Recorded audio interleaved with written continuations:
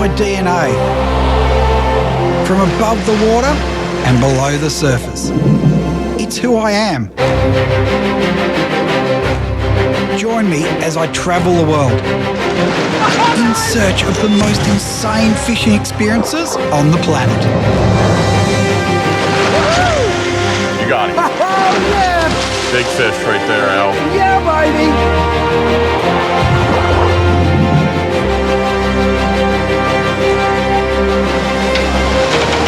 The storms are going up the ramp.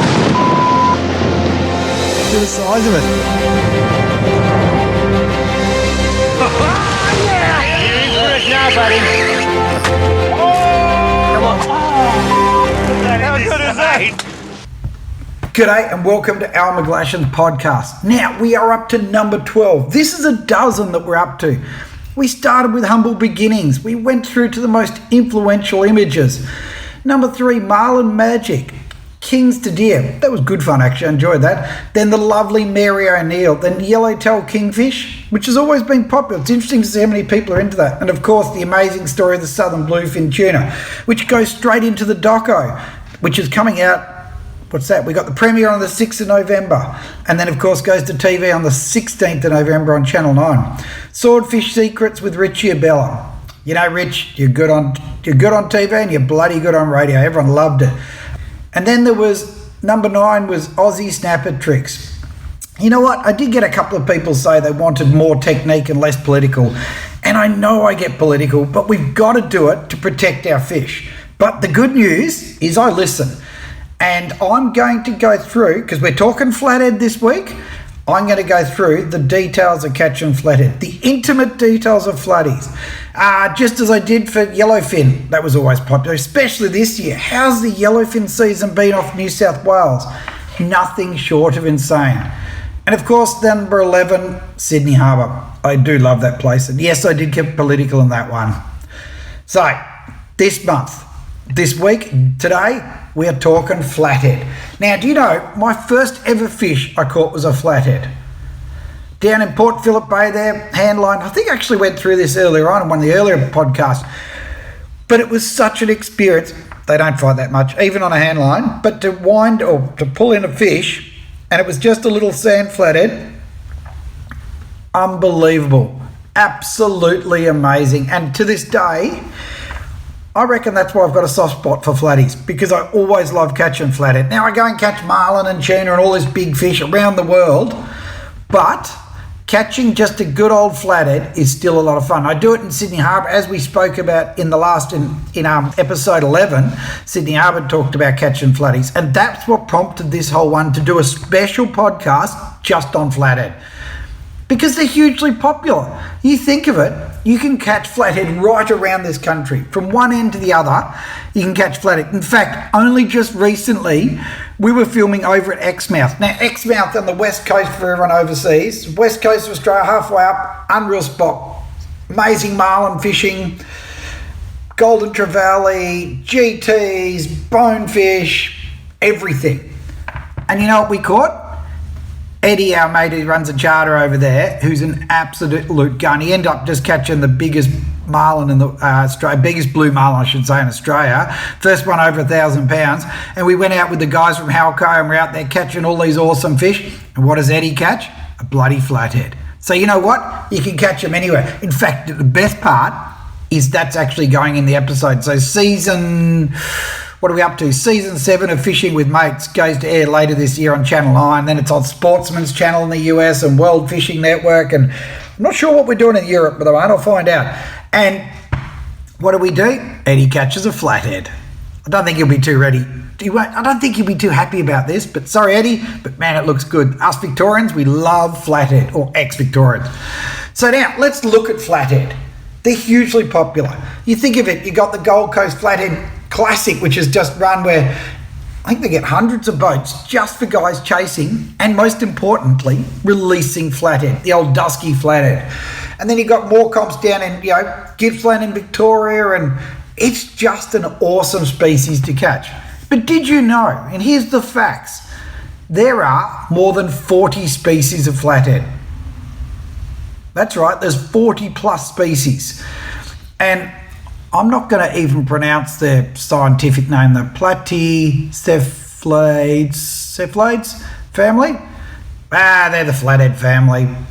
And what's interesting though, is of all these species of flathead, there are only a couple that are really important to fishermen. So despite 40 species, you've got sand flathead, tiger flathead, blue spot flathead, and of course the most popular dusky flathead. You think about it, that's all we chase as wreck anglers, and it's one of our most important species to catch, and yet we only worry about a few species. It's interesting, isn't it? You think about it. And now, what's really interesting is this is a species that everyone that's been mad keen, everyone's been chasing for years and years. And you know, if you go into a fish shop, have a look how expensive flatty tails are. Like, they are seriously expensive, and yet they're still popular as. You still see lots of flathead. So this is the important thing to me, is that they're well managed. On a commercial level, fish that are $40 a kilo, $50 I've seen in some places, you'd think they'd get a hard time. But no, commercially, and I'm talking around Australia, and this is federal or Commonwealth waters, not state waters. We've got a few problems in state waters in different states. Have a look at what's happening in South Australia with the snapper. Oh my God, you know. But managed well, we still catch lots of flathead. The point is, you go offshore and go and catch a few flatties, we can do it now just as well as we could when we were kids. So that is a well-managed fishery. Okay, let's look at flathead. Let's get off the politics. I promised I was not going to talk too much about politics. They're a prehistoric looking thing, really. So flathead are found in all our sort of coastal and estuarine waters right around Australia. And there are some deep water oogly species out there way beyond the shelf as well. But we're not going into those because we don't chase them. And what I love, because they're a bottom dwelling fish, they're an ambush hunter. So they tuck into the weed or into the gravel or into the sand and hide and wait till the bait fish come up close and then nail them. And if you look at a flathead, they're perfectly designed. So their gills actually bow right up round to the back of their head. So when they're buried in the sand, obviously the whole bottom section, you can't breathe through it. They've got that little bit up the top they can breathe through. I mean, they really are engineered perfectly for this stuff. Then they can change their colour, and, you know, trying to see a flathead when it's tucked into the sand is unreal. They can literally blend in with their environment and disappear, because that's how they hunt. They sit there tucked in. As soon as a prawn, a shrimp, squid, whatever comes past, they explode out and hit it. And this is really important. We're going to go into this later on because this is about techniques.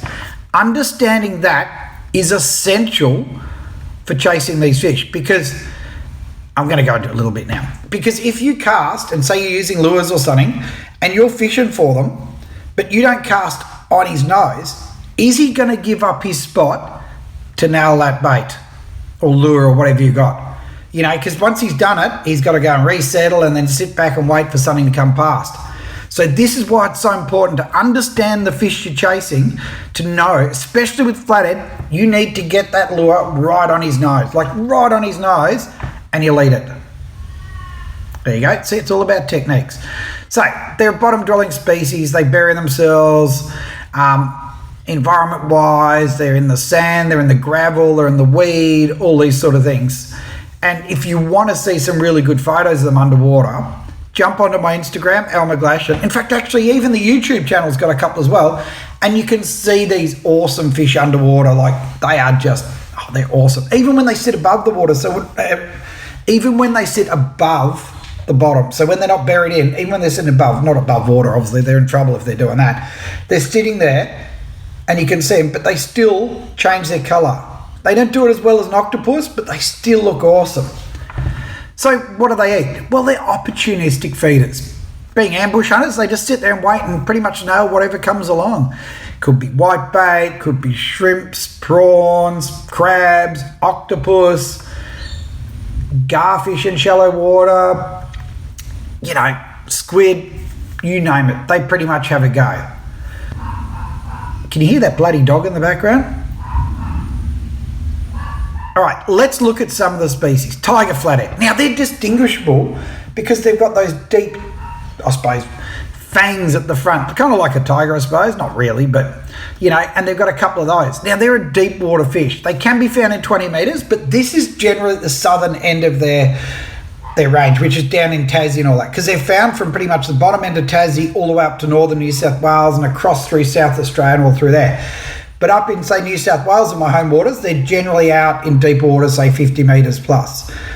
They're a really, really good eating fish. I love eating them. And places like Victoria, where you go out and fish for them there, you go out and Bass Strait, there's tons of them. It's a really, really strong fishery. And because you get them up to sort of 70 centimetres, they're a good size fish for eating as well. Because sometimes, sand flathead, which we're going to go into in a minute, a smaller one, the fillets are smaller. That's a real, they're not as good. So what's interesting is they're slow growing. 30 centimetres takes them 4 years.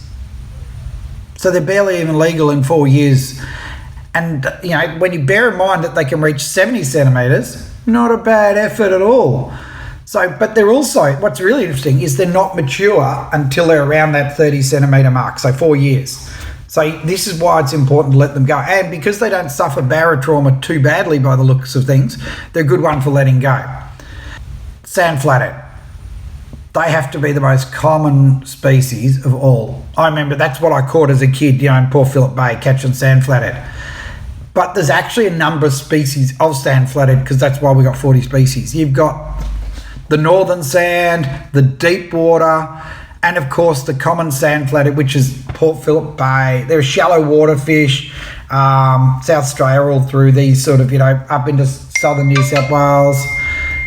And you know what? I still forget to turn my phone off. Can you believe it? Even after this, my 12th podcast, and I still don't remember to turn my phone off. I tell you what, sometimes I worry about myself. All right, sand flathead. So there's 4 species before I was rudely interrupted by my... Oh my God. Now, sand flathead. Do you know there's a number of species of sand flathead? I suppose that helps to make up those 40 species, or 40 species plus of flathead.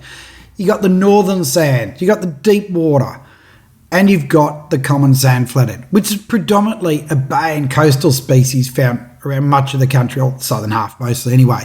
Now, what's really interesting, it was the sand flathead, that was the first fish that I ever caught in Port Phillip Bay. And they're prolific in areas like Victoria and South Australia to a lesser degree, top end of Tassie, thick as thieves through that area. Bass Strait, my God, there's heaps of them in there too.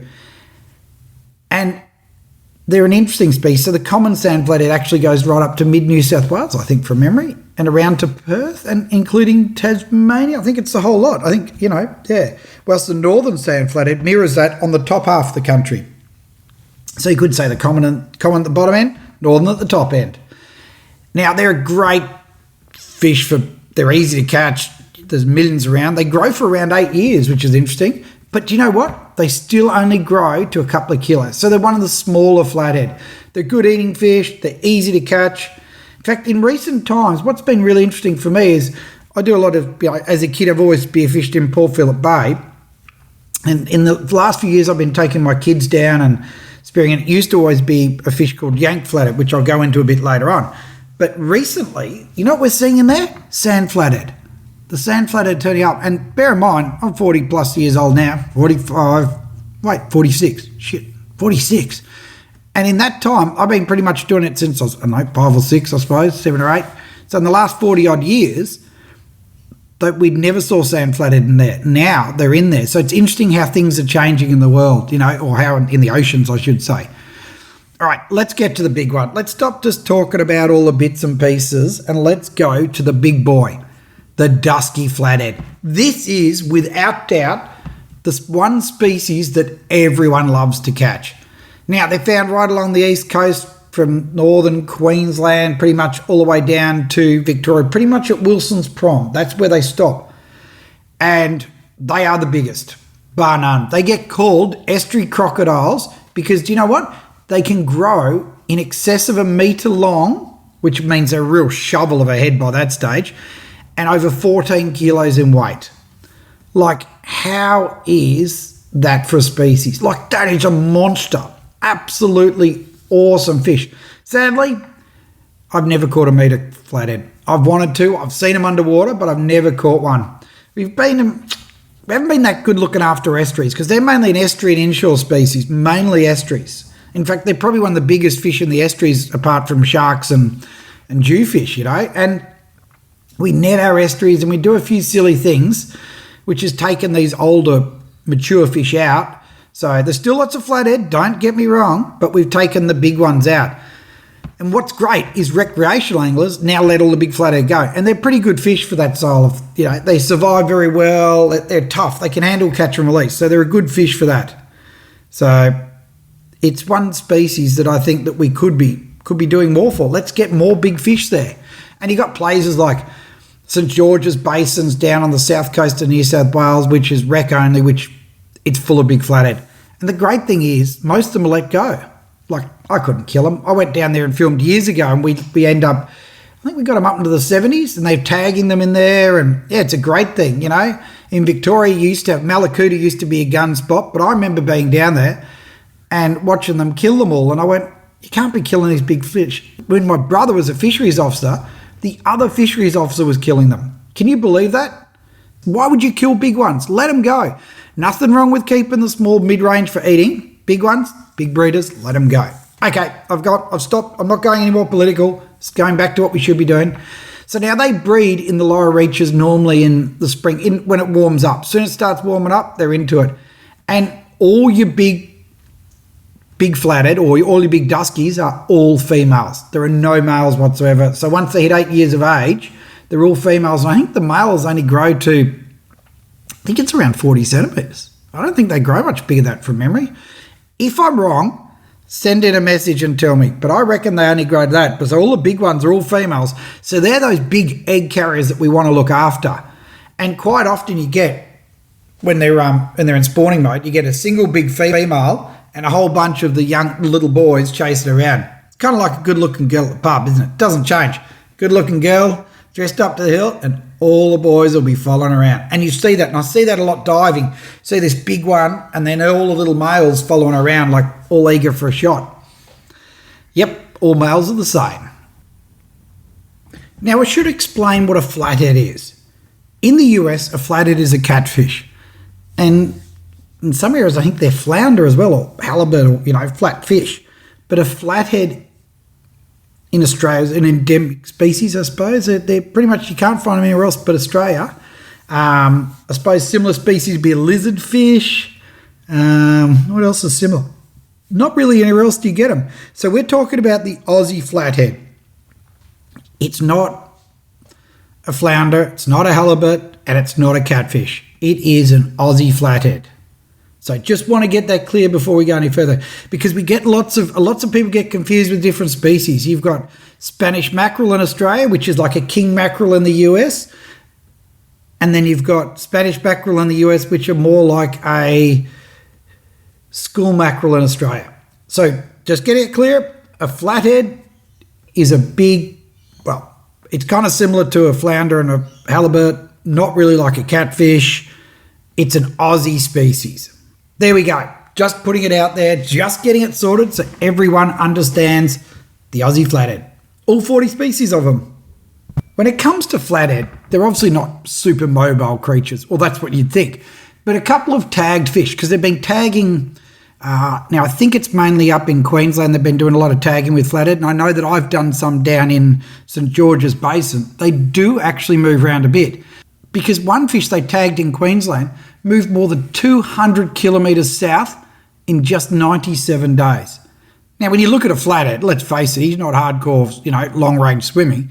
That's a massive effort. So it does show there is probably some north-south movement, which I bet you would link to the EAC, the East Australian Current. So as that water gets too hot up north, that they slowly move south. Now, that would bring us to the next thing, that Queensland's fish, because as the oceans are warming up, because there are too many people on Earth that we're basically overpopulating it. That's what global warming is, too many people using up all the resources. It's not something environmental and stuff and all these idiots carrying on about. There are too many people. We're just using up all the resources. We want too many comforts. So those flathead, more importantly, will be moving south. So New South Wales will probably see, and if they did more tagging, I bet you'd find more fish are moving south. Interesting scenario though, isn't it? You know, New South Wales is benefiting from Queensland. So, and I forgot my phone again. How about that? Bloody hell. Do you think I'm ever going to learn? I'm up to my 12th podcast and I still leave my phone on. By the way, that was you, Audio, that did that, texting me in the middle of it. Not my fault, I'm innocent. Okay, back to the flatties. Now, there's a really interesting fact. So with your dusky flathead, up the East Coast, they supposedly stop at Wilson's Prom down in Victoria. That's the cutoff. So you catch them eastern Victoria, but on that point, they stop. Now, the interesting thing is, I've caught them in Port Phillip Bay. And a lot of people think they've caught lots of them, but they're actually yank flathead. So a yank flathead looks like a dusky, doesn't grow as big, but it basically starts the western side of the prom. Duskies stop on the eastern side. So that's theoretically the cutoff. However, I've caught sort of 4.5 kilo dusky flathead in Port Phillip Bay, and I've seen a few caught over the years, but the predominant species we catch obviously is the yank flathead, which look really similar. So it's interesting, isn't it? Little things like that, those little changes, and then you got blue spots further around. So for a lot of those guys that think they're catching dusky flathead in Port Phillip Bay, most of them are actually yank flathead. Okay, flathead are a bottom dweller. They camouflage themselves, they sit there in ambush, you know, and wait for the prey to come to them. So with that in mind, the bottom that they like, the bottom terrain they like is gravel, weed beds, mud beds, sand flats, anywhere that they can bury in a bit and tuck in and camouflage themselves. So obviously the bait comes close. So you don't find them on heavy reef as a general rule, like kelp beds and places like that, because think about it geographically, or I suppose structurally speaking would be a word to look at it, is that if they park on the bottom in the kelp's too long. They're not going to race up and grab anything. So when you're fishing, you want to use the sounder and get onto those flatter areas that are gravel, you know, a bit of a ledge is all fine. If you do fish heavy reef, fish the edge where it comes to sand.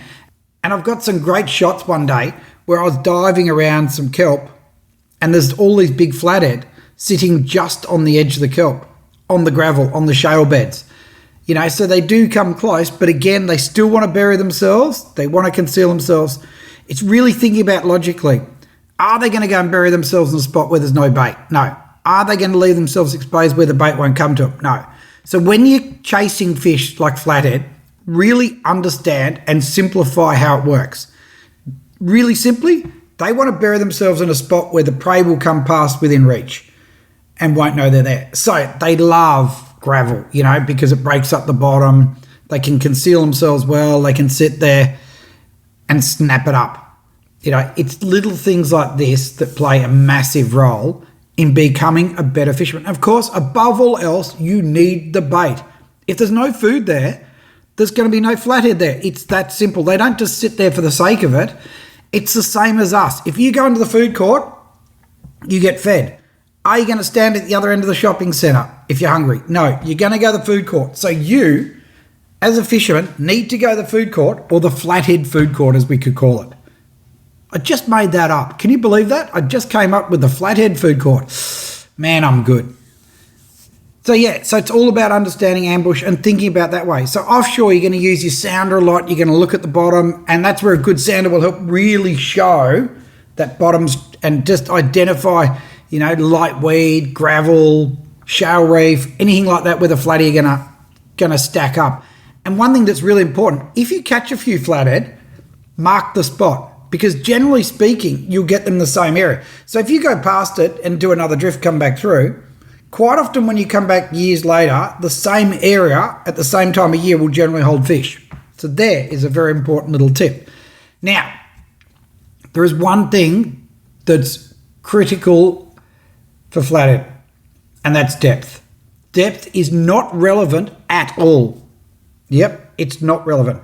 So you can catch a metre long flathead, like a big dusky, in 30 centimetres of water. I remember years ago I was fishing down in the Gippsland Lakes there, and we're walking across the flats and we're fishing the edges, we're fishing down into the deep drop-offs, didn't catch a fish, and one of our friends cast up in the shallows, and I'm talking 15 centimetres of water, hooks up a bloody great flathead. And then we went, wait a minute. To make a long story short, we then went and fished up in the shallows. So instead of casting the deep edges where you think they're going to be, they're all right up in the shallows. And that's where the bait was. When we looked at it, all the bait was up there. And then we realised all the fish were up in the shallows the whole time. They weren't out in the deep water. They were tucked up in the little sand areas. Now, there were two things. The bait was there, but it was also coming out of winter. So the temp had warmed up. So they were the warmer areas. So the flathead were tucked away up in there in the warmer areas. So not the traditional spots. So this is where it's really important when you're flathead fishing, is to always cover all the ground, because sometimes we don't pick it. And as I said, you can get some massive fish in shallow water. So don't think it the old theory, deeper water, bigger fish, because you can go out and fish in 50 metres and catch a 30 centimetre sand flathead, or go and fish in 10 centimetres of water and potentially catch a metre long big estuary crocodile dusky flathead. So it's all about, for flathead, the key is bait and the right structure that they want to hide in. These are the critical parts for catching fish. So if there's one thing you can do, is get a mask and snorkel and go for a swim. It is amazing how much I've learned about flatties by swimming around and where I see them. I remember I was down at Bermuda years and years ago, couldn't go offshore fishing, the weather was too rough. Like, oh man, we've got to go inshore. I thought, I'm going to go for a dive. And I dived just down the river, open, bit of gravelly bottom and stuff. I saw a metre flathead. I saw two of them just out in the open, middle of nowhere. No one ever fishes there. I'm not going to say exactly where I was, but it was right in front of everyone. And here's this massive flatty just sitting there. How good is that? But you also start to learn a bit about the terrain they like, the areas they like, where they're sitting, what they're doing, where they sit compared to the structure. So if you're in an estuary and there's a bit of weed, you can see they're sitting in behind it or in front of it, to the side of it. So when you're casting those lures in or casting those baits, you know exactly where to go, because with a flathead, you must put it on his nose or her nose, depends on the size. If you don't get it right in close, the chances, so the further away you get, the less the chance. If you put it right on their nose, they love it. They nail it all the time. They can't help themselves. And if you don't like going for a swim and doing it that way, walk the sand flats at low tide. Like, the bigger the tide, the better. And look for the diamonds. So flathead leave a diamond where they've been sitting. So where you find those, you go, right, they've been sitting there. And here's a really good trick. Now this one, write it down because it's that good. If you're walking across the flats at low tide, look which way the diamond's facing. If it's pointing upstream, it means the fish have been feeding on a run-out tide. If it's facing downstream, the time they've been sitting there is the run-in tide, because they'll always face in the current. So there's a really simple observation that can tell you when those fish are sitting there. These are the points that make you a better fisherman and catch you those big flathead, like the metre one that I still haven't caught. So yeah, walking the flats, it's all about doing your homework. If you walk the flats, even if you take the dog for a walk, you walk out and see all these big flathead have been sitting there, you go, oh, hang on. They've all been sitting out here, and look at it work out, so run out tide. You think, well, they're pretty fresh, so last the run out, they've been sitting here. Come back on that last the run out the next day, chances are you might get a shot at them. Now, this brings us to another one, is water temperature. Flatties slow down in winter. As soon as that water starts picking up, right now, coming into spring, temperature goes up and the fish are on. It's game on in New South Wales. And it's no coincidence that way down in Victoria or South Australia or Tasmania even, Tassie's probably the best example, the best fishing is during the summer months when it's warmest, when that water warms up, even for fish offshore. So as it warms up, they're on the go. These are the things that are really important for how we fish. Fish the summer, so as that temperature goes up, they go off. So New South Wales now is prime time for big flatties. Absolutely hunky-dory, get out there right now. Further south, it's coming into the zone because it's still warming up. So yeah, water temperature, increasing water temperature is game on. All right, let's get into flatty techniques. Let's talk about catching them. It's taken me a while, but you see what I've been talking about is those little things that you learn about them, because it doesn't matter how good your techniques are. If you're not fishing where the fish are, you're not catching them. So that's why I go through all these things, understanding the fish, know how they think, where they want to be, what time's the tides, and as I said, it's not just the estuaries either, it's the beaches as well that play a really important role. Run-in tide, they're sitting there, with this tide, and it's probably worth touching on it. On a run-out tide, they'll sit around the little gutters and stuff because the bait's funneling and the bait's channeling into these spots and concentrated. So it's an ambush. The bait has to go past them. So with the tides, it really is essential. And it's not just in the estuaries, it's on the beaches as well. Because, when the tide's running out, they're sitting in those gutters. And it's the same. You think up in the estuaries, these big dusky flathead, there's a little channel running off the edge of, the mud flats. They're all concentrating around it because all the bait's concentrated and coming out. It's forced off the flats at that time. And it's, this is really important. You need to understand these things. On the beaches, there's a gutter there. They're all sitting on the edge of the gutter because the bait's starting to, as the tide goes out. But again, on the run-in tide, they're sitting up in spots where the bait has to go past them. So it's all about those ambush points where they get the most likely chance of food coming to them. They're no different from us. The easier it is, the better it is. You think of barramundi fishing, which up in the Northern Territory in Queensland, which is our version of a snook for everyone in the US, they sit at a channel or a gutter that's pouring back in off the floodplains. All the predators sit there. You've got birds and everything. And that's a key. If you're going up a river and the tide's running out and there's little creeks there, like little, channels running in off the main flats, if there's one with birds on it, like egrets and stuff, cast there. Because you know what? Birds are a sign offshore, but they're just as big a sign up on the flats, up in the creeks, whether it's way up north, down south, because they're chasing the same bait the flathead are. And of course, if you see bait flicking, jelly prawns or bait fish flicking around, that's as good a sign as any. Okay, let's get into actually catching them. So the great thing with flathead is that, look, they're easy to catch. There's no denying it. They're an easy fish to catch. They've got a big mouth. They're an ambush hunter. They don't think about it. And there's lots of them. So let's just get that out straight away. But you can catch them anyway. You can catch them on fly, lure, soft plastics, hard bollies, even on poppers they'll eat them at times. You can use bait, live bait, dead bait, paternoster rigs, everything. You name it, you can catch them. So the easiest way, the simplest way is with bait. Dead bait, use pilchards, anything like that. Paternoster rig, which is the two hooks above and then the sinker below. Drifting along, offshore, it's literally guaranteed for flatties in all areas. It's a really simple and great rig. And the great thing is that sinker bouncing along the bottom. So the key is, I suppose the most important part that I should say, is that you must be in contact with the bottom. If you're drifting along and your bait's 5 metres above the bottom, you're not going to catch any flathead. You are not going to catch any. So you want, as you do that drift, you want that sinker touching on the bottom. Because the other thing, that sinker bouncing along, kicking up a bit of dust and sand off the bottom, that attracts the flathead as well. And because you're drifting, you're covering more ground. You're covering the area where they are.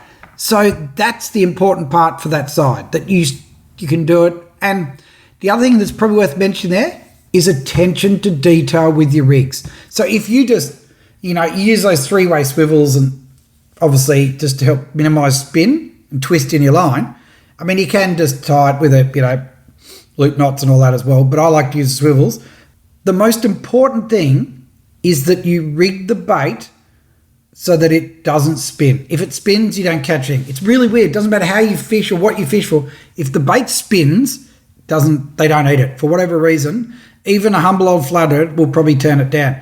So when you do it, rig the bait so that it sits. You want it to drift perfectly through the water. You don't want it spinning. You want it just floating or swimming or just, can go a little bit side to side. That's fine. So when you put your baits over the side, just check them. Just hold it by the bait for a second and make sure that it's all working and it's sitting perfect, and then drop it down and keep it in contact with the bottom.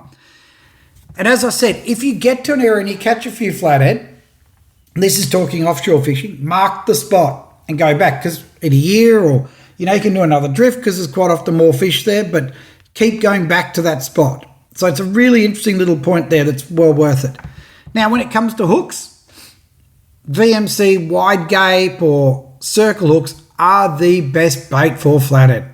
You don't gut hook them, you hook them in the mouth. They've got a big mouth so that they grab and they turn and it pins them perfectly in the corner. It is the only option. Trust me, it is unreal. And that goes for big flathead in the estuaries as well. It's just easy way to do it and everyone goes mad on it. All right, live baiting for flathead. So bait fishing you can do in the estuary, you can do it offshore, burling them up as well, I should add. Live baiting catches you the big duskies. It used to be the technique. I think today, in this day and era, that the soft plastics and the artificials and the hard body lures will outfish it, but it's still a really good technique. We used to use potty mullet and stuff years and years ago, catch them and then you know hook them through the nose with a wide gape sort of VMC or something like that. But now you can use anything. Slimy mackerel, garfish. I don't think they really care. Prawns, they love prawns. So does everything, I suppose. And you pin it through the nose. But instead of using a paternoster rig, you can use a single paternoster rig, normally with a longer leader. The other technique that works really well is to run the main line down to a swivel with a sinker above the swivel and then a leader down to a single wide gape VMC hook it there. And that way, what happens is the sinker drags along the bottom very slowly, because you want to do this very slowly. The bait swims just above the bottom, which could not be better in the strike zone. And the only thing is that it'd be amazing how aggressive flathead are. Like a small flathead will quite happily nail the biggest bait it can. So if you want to catch the really big flathead, quite often the bigger baits work better because the little guys just simply can't get it in their mouth. But the trick is, and this is the essential part, is hook it through the nose so the bait can swim. Don't hook it through the back unless you're anchored. Always hook it through the nose so if you drift that it goes along and, you know. And remember, most importantly, flathead eat the bait head first. They don't have teeth to chop it in half like a wahoo or something. They eat it head first. So put the hook in the nose. You don't need stinger hooks. You don't need anything else. Just a wide gape through the nose of the bait. When it comes up and eats it, it'll swallow it head first. So it's important to give it a bit of time. And it's probably worth mentioning that if you're fishing those even baits as well, live baits, they just eat it. But if you're fishing bait, when you get a bite, it's a sort of a tap, tap, tap, which I think is the fish just swallowing it down. And you don't need to take any time. When you're doing live bait, give it a second or two to get it in its mouth. If you're doing just normal bait, just get straight into it and just lock it up on him and you're on. Okay, so we've covered off everything on flathead except for the best way to catch them, and that is with lures. And I think part of this is because it's changed so much in recent years. Now, when I first started flathead fishing, the old Halco twisties, those little metal ones, great lure, but not the best one for flathead. Then they brought out the Mr. Twister, and I still remember this plastic when it first came out, and it absolutely blitzed on flathead because you know what? It stays in contact with the bottom. Now you can troll for them, you can cast for them, you can jig for them. You even catch them on micro jigging. You can fly fish for them. You can catch them on poppers. Every type of lure will catch flathead. So it's something and it's a fun way because the great thing about catching flathead on lures is you're covering the ground. The more ground to cover, the more fish you're going to get your lures in front of, the more chance of a bite. So what techniques are there? Well, let's start with trolling. So trolling for flathead, you want deep diving lures that reach down towards the bottom. And what I'm saying is that you need to be in the strike zone, which in argument's sake would be 30 centimetres to a metre of the bottom. That is your strike zone. Anywhere outside that, it's going to be too far for the flathead to chase it down. So I reckon, deep diving lures like the Tilson. The old Tilson has always been deadly. And you troll along, you want your lure quite often to bounce and hit the bottom. You will get weed on it. You will get it snagged occasionally. But if you're not getting fouled up, you're not in the zone. If you can get it perfect where it sits just above the bottom, just above the weed beds, absolutely perfect. I like to run a couple of different ones. So when we're trolling, you hand hold it. It's not in the rod holder, guys. You're trolling with your hand and you're twitching the lure. So it's stop, start. And you can also feel it as it's going that if you get weed on it. Because the really weird thing is, if you get weed on your lure, it does not work. It does not catch fish. It might still vibrate. But for whatever reason, the fish just go, I'm not eating it. And that's not just flathead. That's all species just seem to go, nah, not touching it. Even weed-eating fish wouldn't eat weed on a lure. So it's just keep it in your hand, twitch it with like a light outfit, like a light Shimano spin outfit or a light bait caster is absolutely perfect for it.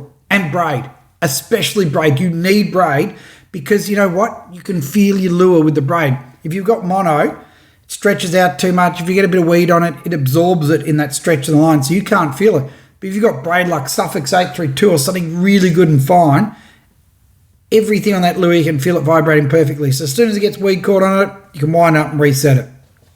You can fish in shallow water. You can cover the ground. It's a really effective way to catch flathead. And it's fun. But for me, the best way is casting. I love casting for flathead. Now, you can walk along the shore. This is the beauty of flathead fishing. You can walk along the shore, casting out, flicking lures around in any estuary, especially in the southern half of the country, you'll catch flathead.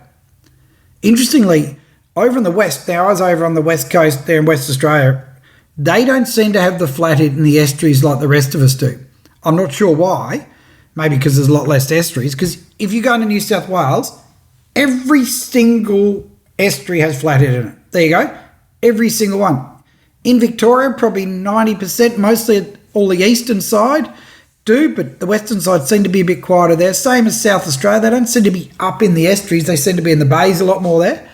But they're an inshore fish. You can walk the beaches and casting, you can walk up the estuaries, walk along the sand flat casting and just covering the ground. So you just want a plastic or a hard body that you can reach the distance and work it back up to you. It's a great way. And you know what great thing is? You can take the kids. You can do it while walking the dog, for God's sake. This is just perfect. It's just unreal. And you can fish a lot of the same waters that the guys are trolling to. So it's really good. I mean, you can use a fly rod, for God's sake, casting across there. It's just easy. And here in Sydney, you drive up, you drive past places like Iron Cove, and there are people in there casting, people running along the shoreline, doing their morning jog or whatever, or morning chat to go to the coffee shop, and here's someone casting, catching flathead in front of them. Bloody awesome. It's right on your doorstep. The best way and most effective way is casting from a boat. Now, when we've done trips in the past, you're drifting through, you're casting forward, you're casting downwind, using soft plastic, vibes, hard body lures, anything that gets you down and keeps you in the strike zone. And the trick is, as you drift through, I like to watch my sounder and do it at the same time. So I'm watching the sounder to see how deep I am. You're casting as far out in front as you can. You're letting it sink down to the bottom, then bouncing it back. I've had a few interesting things with this. Now, with plastics, they can work really well. So like your Mad Eyes paddle prawn sits great. If it sits there, because quite often sit there and it's got that paddle tail, that just sits on the bottom. You don't even have to move it at times and they'll still eat it. Vibes work a treat as well, It's just one of those things. The interesting with vibes actually is that when you do it quite often is that we've caught flathead, and I'm not sure where you've hooked them up underneath, where you've pulled the vibe up, it's hit the bottom, and as you've gone to hit again, you've hooked up.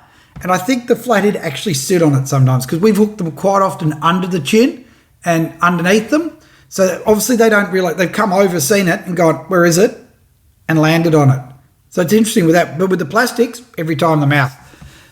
The trick is, and I should say this with the plastics, make sure you rig them right. So make sure you rig it so that hook is in line so the body is perfectly. Because if you don't and it's got a bend in it or something and it twists, again, they won't eat it. It's no different from bait. If you don't get that right, you do not catch the fish. It's these little bits that play such a big role. When it comes to leaders, you don't need real heavy leaders. The only problem you do get with flathead, so like I use that Suffix stuff a lot, is that what you will get, if they swallow the lure, so if you're using small lures, you get a big flathead, bearing in mind, their mouth is like 10 centimetres across on a big flathead, is that those teeth, they've only got small sort of sandpapery style teeth. So as they shake their head as they naturally do when hooked up, is that they're chafing that line. That's the only thing you got to watch for with a big flatty. It's a real problem with big flatties actually because they swallow it. If you've got them in the corner of the mouth, you're fine. But those big ones, and they really throw their head around, can be an issue.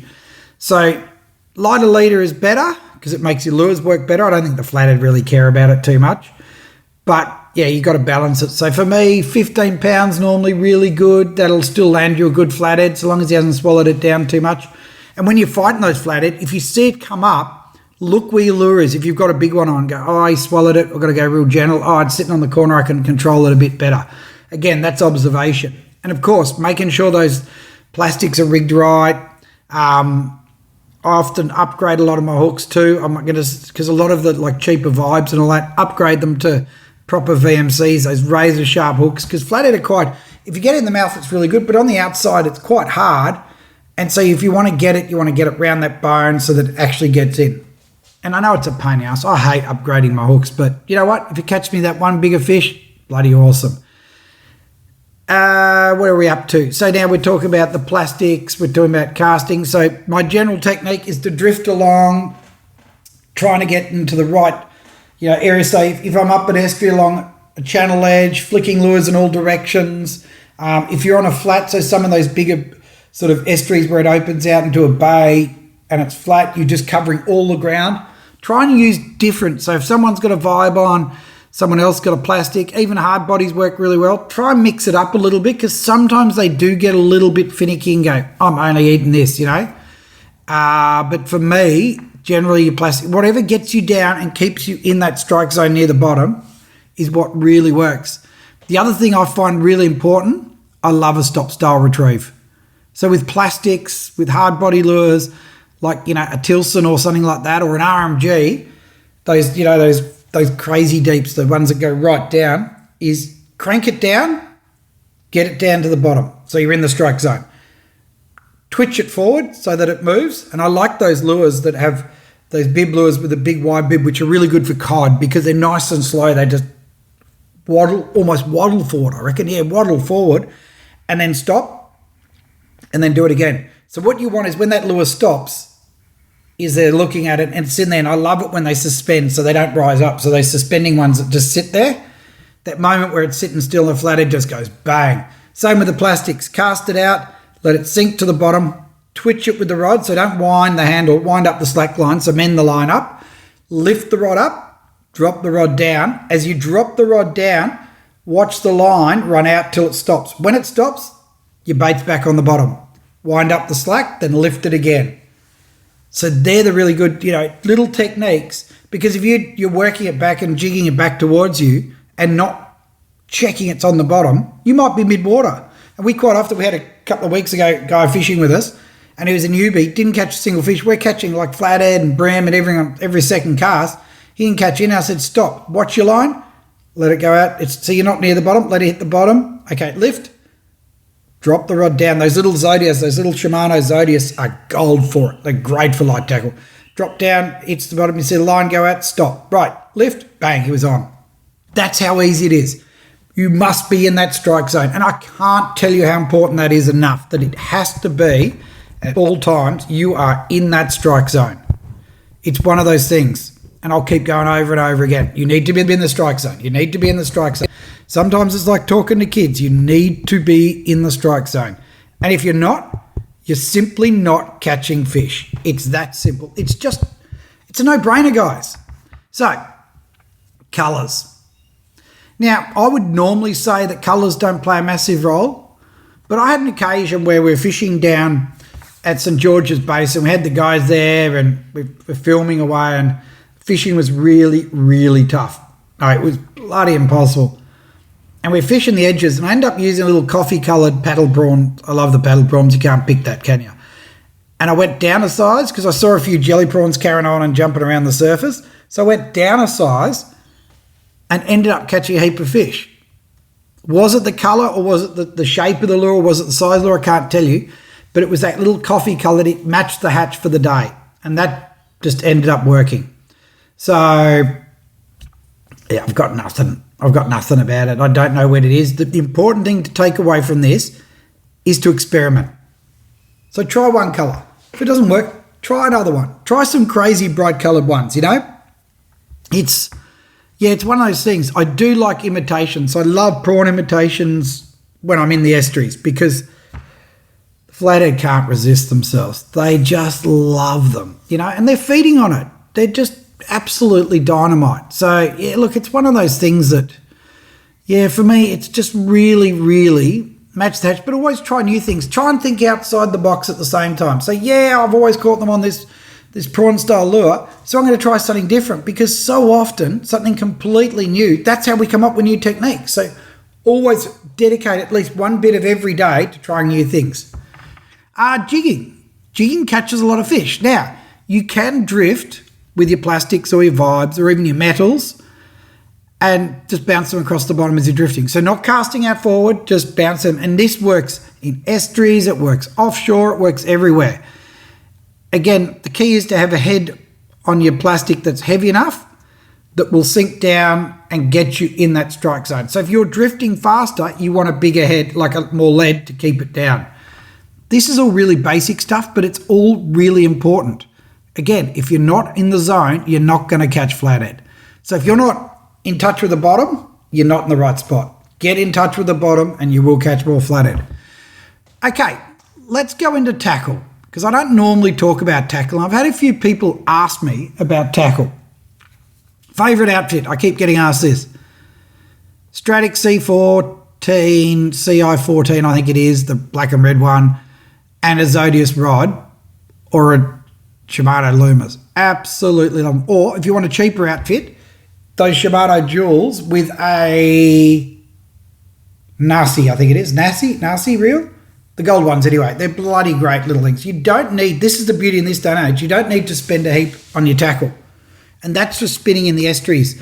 Offshore, a heavier outfit because you've got more lead and all that sort of stuff, you know. You need to go a bit heavier. But spinning in the estuaries, you can do that. Because the great thing with an outfit like that, that's a, say, a 2 to 4 kilo or 1 to 3 kilo, is you can use it for your flatties, your brim. Then you can go freshwater and trout fishing. It's so easy. If in doubt, go and see the guys at Complete Angler. Now, for everyone overseas, Complete Angler is an Aussie chain of stores that you don't have in the US. It's the Aussie version of Bass Pro Shops. There you go. We're just not quite as big a population, but just as mad keen anglers running it. So for everyone in Australia, go and see the guys at the angler, your local angler store, and just ask them. Get some info, because it's that local knowledge, because they might even tell you some of those local little spots that no one knows about. Obviously, a pile of lures, plastics, hard bodies in some cases work really well. I like to have a real mix. Definitely spin for me. Some of the guys do like the bait casters. For me, I prefer spin. But look, this is again a personal choice to your style of fishing. And braid, 832 suffix. I love that stuff. 10 pounds normally good. If you go and get the lighter stuff, the lighter the better. Normally a 15 pound leader. I've been using the suffix fluoro, but I don't know. I don't know if you really need fluorocarbon for them. The one thing I will suggest on that is that each time you catch a flathead, check your leader. Check that little bit of leader, that first bit coming off. Because if you've caught a flathead, even if you've lost one, if they've got and chafed you up a bit, you end up hooking that big one, you snap him off. Guaranteed. So each time you catch a fish, or every few times you cast, if you miss a fish or something, just run your fingers up that first bit of line, and if there's any abrasion whatsoever, cut it off and retie it. It is worth its weight in gold. Same with the hooks. If you catch a couple, you got pliers, you let them go. Hooks bend out. If you bend them back, just check them and make sure that they're going to hold, because once you bend them a couple of times, they snap, or you snap them off when you shake a fish off, those sort of things, and then just have spare trebles. Of course, if you like meat, they do rust out. So have a few packs spare, and I like to put fresh ones on if I'm really making effort. Now, if you're keeping the fish, now, when it comes to fighting flathead, they're not going to just smash you up in the bottom. They're not going to do it like a kingfish does or a GT or something. So the key is just go slow on them. A nice softer tip in the taper and the rod is what you want. And as they shake those heads, those big ones, just follow the fish with the shake. So as he shakes his head, drop the rod tip just to minimise the pressure on it. Lift him, wind. Everything's in slow motion when fighting a big flathead. Just bring him up steady, play it out. As he goes to run, drop the rod, let him go, point the rod at him, lift it up, and then slowly bring him up. Take your time on light tackle. You need to. Otherwise, you've got to check, as I was saying earlier on, about that chafing. If he's rubbing his lips over that thing with those sandpaper teeth, you're in trouble. These are the little things that are really important. When you get them up, you need a net. Because if you try and lift them in on, 10, 15 pound leader, you're going to snap it. and you can't grab them because handling flathead, they've got those spikes on the gills. As soon as they get you, you damn near bleed to death from them. It's got that anticoagulant in it, so it just bleeds and bleeds. So a decent net's always good for lifting them up. I have been, and I will admit this, I don't carry a net in my boat. Can you believe this? I fish all the time, and I don't carry a bloody net. Swear to God, sometimes I scratch my head over my own self. And I've actually had to, in the past, use those big fancy Yeti buckets and scoop a flathead up. I know. It sounds silly. They are actually bloody multi-talented. They are actually really good for it. But if you're serious about your flatty fishing, get a net or a Yeti bucket, I suppose, if you want as well. Now, when you're handling flathead, when you get them on board, just watch those spikes. So there's a couple of spikes on the gills and, oh man, if they get you, the smaller ones like the sand flathead, they're huge. The bigger duskies, they're not as aggressive. But when they hit you, you don't stop bleeding. And the second thing is, particularly with duskies, that line of teeth is quite hard. So when you lip grip them and put your thumb in against your forefinger on their lip, which is the way of holding them, if they shake, they can cut through pretty hard. You can realise how sharp it is. So you need to be careful. So with the bigger ones, probably a pair of gloves, or you can be brave like me and do it in your bare hands and take it like a man, and man, it hurt. And if you're going to keep one and do it, dispatch it and put the fish on ice. And bleed it, of course, because if you want to look after the fish to eat them, let's put them in the best possible quality. Let's keep them so that they taste delicious. And there's a little trick to it that works on some when you're filleting them, and it's a great thing. So you fill it down, so the only part from the butt down, from the start of the anal fin all the way down, is boneless on the fillet. So you run down there. The top section has a small line in the rib cage, and then a small line of bones just on that. If you skin them out, and if you look on YouTube, there's a couple of ways you can do it. You can actually skin it out, and it only works on sand flathead and was it sand flathead and duskies? I think it does. And you slide up. I think actually tiger flathead works as well. You can pull it up, and it'll pop all the bones out as well, so you get a perfectly boneless fillet. And then put it in beer batter. Oh my God, it is beautiful. Beer battered, fresh chips, a couple of beers, sitting on the balcony looking over the water. That's what I did as a child. I still love it. Just in closing, let's talk about photography. Because flathead, they're hard to photograph. Keep a couple to eat, but when you get those real big ones, first you got to look after them. So if you get a really big one, you're going to get a photo. If you hold it flat, they don't, because they're not that big, they don't look good. So what you want to do is roll it on its side and get that full, or angle it down. So what you're trying to do is get the angle to get the maximum size of the fish. And if you go back on my Instagram, you can see over the years we've got some photos, some really good ones. Experiment with it. The great thing with flatties is they're very strong. So if you get a couple of photos, and I'm talking 30 seconds max out of the water, 15, 20 seconds is better, put it back in the net and let it sit in the water for a bit. And then you can pull it again. You've still got to remember it's a responsibility to look after these fish. So if you're going to kill it and eat it, you can get the photos. But if you're going to let it go, don't let it go if you bloody kept it out of the water too long. So do the right thing and look after it. Roll the fish over and get that nice angle. Always support its belly, or hold it where it's upright, but again, supporting its belly so you can get that girth and that true size of that flathead. Because going home with a photo of a big flathead and get the shots of release, getting it, holding it in the water, these are even better sometimes. Have them holding it, lip holding it, and shooting down with the angle of looking up at you smiling. These are shots that you keep for life. And when you do it with a great big flathead, put your camera on, or even your phone, and video it in slow-mo as it swims off. It makes it all worthwhile, that big dusky just swimming off. And then you can go home and eat a couple of smaller ones. How good is this? Doesn't matter what you fish for. It's about catching it. It's about letting them go, keeping some for dinner. This is what it's all about. So there you have it. We are now up to a dozen. We're talking a dozen, and I'm under a year. I said I'd do a dozen the first year. I'm well ahead of myself. This is unreal. A dozen episodes of Al McGlashan's podcast, the best job in the world. So the podcasts have come a long way. We're almost, God, I think we've been going 9 months now, 10 months. So what I want is that feedback. That is critical. You tell me what you want and we'll do it. Do you want more interviews? Do you want celebrities? No, not really into that, but anyway. What do you want? Do you want more techniques? Do you want more political stuff? Do you want more, fishing stories? Do you want photography, underwater? You just keep telling me what you want, and I do love the feedback, good, bad, and indifferent. It's all unreal. Because, of course, on top of that, we got the TV series Fishing with Mates. We got the docos coming out. Social media. We got Instagram. We've got YouTube. We're building that up again. Oh, my God, it never ends. And, of course, Facebook or Hatebook, depends how you want to look at it. You know, these are all ways you can access us and tell us what you like. And moving forward, other things you want to see us do. Because we'll keep making this bigger and better. So, once again, thank you for listening to Al McGlashan's podcast. It is the best job in the world. You're in for it now, buddy. Come on. How good is that? I'm Al McGlashan. Woohoo!